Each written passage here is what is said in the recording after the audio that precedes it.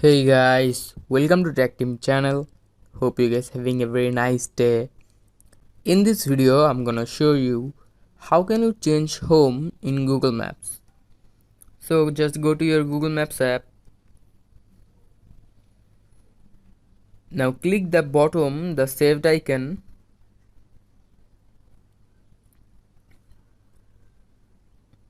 Now scroll here and here you can see labeled the second option. Click on it.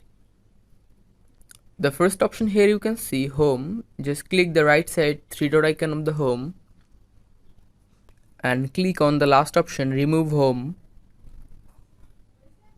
Now again click on set home.